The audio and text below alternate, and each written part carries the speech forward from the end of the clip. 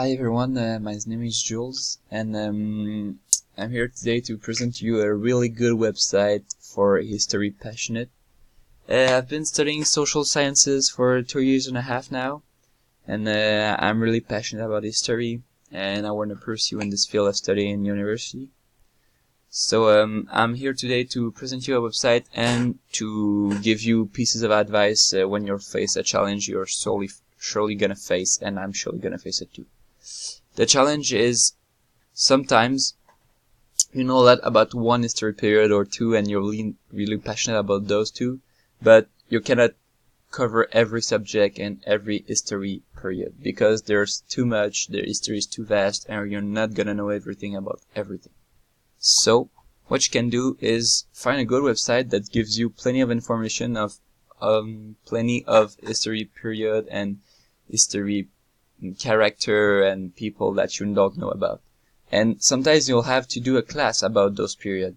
You'll have to teach people about those period and you don't know yourself those period. So what you can do is use this website. So here I'm gonna click on the bar. I'm gonna type best history period top of the screen. So I'm gonna click on best history website. I'm gonna click on the link here, and here it appears, my beautiful website.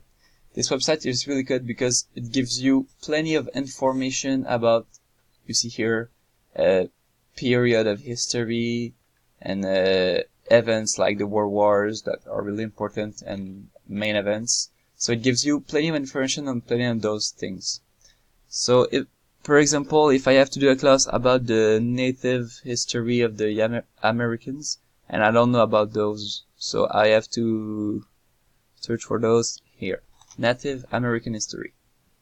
Click on the link, and it appears everything is there. There's websites. So here is a website, and all of those are really good banks of information about the subject.